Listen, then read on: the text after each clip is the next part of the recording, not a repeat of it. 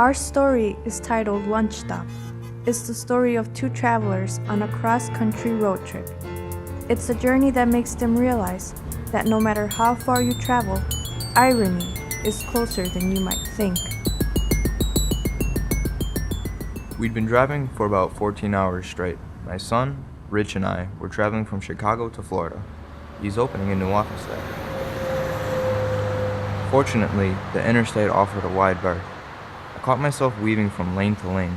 The road signs were beginning to blur together, and there was no question that it was time to stop and take a break.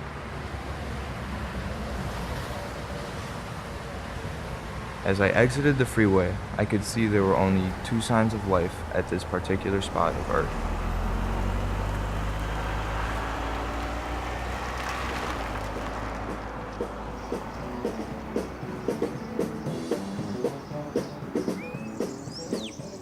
The gas station was a 50s style place with a 2-bay garage and 2 antique gas pumps standing side by side. The only sign of human life was an elderly gentleman who sat on a rustic wooden barrel, whittling on a piece of Georgia pine. I looked at the old man straight in the eye and asked, "What's the name of this place?" Without looking up or even a pause, he replied, "Nowhere." It was reasonable then to assume that Rich and I were in Nowhere, Georgia, just off Interstate 75, somewhere north of Atlanta. Need some gas? I still had a little more than half a tank, but the old guy looked like he hadn't had a customer in a while, so I said, "Sure, fill it up." As he hobbled to the pump, I said to him, "What I really need is a good meal. Is there a restaurant nearby?" Nope. My cousin sells barbecue out of that little trailer next door. He's a little strange, but the food is okay. My brother had a restaurant, but he died last week. It wasn't around here, though. I'm sorry to hear that. After he finished filling the tank, my son and I headed across the parking lot for a well-deserved break and a hot meal.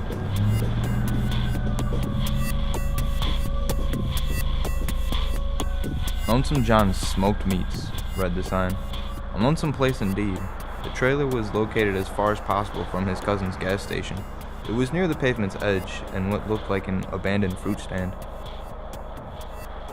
My son and I were Lonesome John's only customers at the moment. As we approached, we both thought it odd that there was no smell of smoke or even the slightest essence of barbecue. For some reason, though, neither of us spoke a word about it. When we were just a few steps away from the order window, a loud, gruff voice with a heavy southern accent greeted us. You boys hungry? The voice carried loudly from the inside of the screen trailer. We continued to walk towards the trailer without replying. Once at the order window, I saw a heavy-set, middle-aged man with a wide smile, set off by several missing teeth, but he had a distant look in his eyes. What'll it be? We'd like a couple of brisket sandwiches, a sweet tea, and a Diet Coke. Extra onions on mine, please. Lonesome John seemed confused at the order. He paused, looked down beneath the counter for a moment, then slowly looked up with that same distant look. Coming right up. That'll be $18.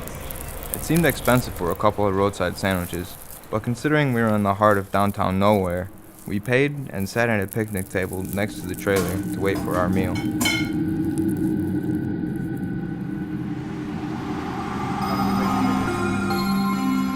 My son and I chatted and enjoyed the Georgia sunshine as we waited for our lunch. It seemed like an extremely long wait, especially since we were the only customers. But after about 20 minutes, Lonesome John rang a small dinner bell to let us know our food was ready for pickup. Come and get it. He slid our meal onto the pickup window counter. We took our food and walked back to the picnic table. Inside the half-opened plastic foam carton was a greasy, open-faced bun stuffed with a huge pile of the whitest meat my son and I had ever seen. Again, no smoky smell, no sauce, no visible spices or condiments, a small bag of chips, and a serving-sized plastic cup of yellow grease? He called it sauce. I picked up the cup and thought to myself, au jus, perhaps? Looking to my son, I said with a smile, You know, au jus is French for grease. We chuckled and took our first bite. With our mouths full, we looked at each other. My son spoke first. Mine tastes strange, Dad. Yeah, mine too. Kinda chewy, flavorless, and a texture I've never experienced before. Same here. Well, there's nothing else around. Let's just eat and get out of here. My philosophy has always been, if it didn't eat me first, how bad can it be?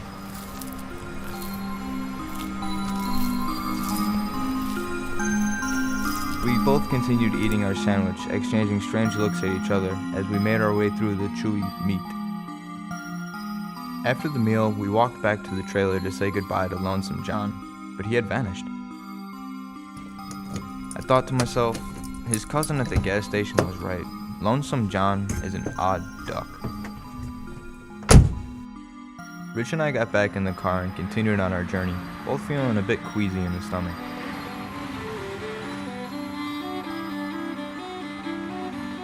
Country tunes on the radio soon gave way to a local newscast. The reporter began with this report. Police are looking for a person of interest in the disappearance of a local restaurant. Evidence leads investigators to believe the restaurant owner is dead, but the body has yet to be recovered. Authorities fear the killer was known to the man. It may even be a relative. The suspect is believed to have cannibalistic tendencies.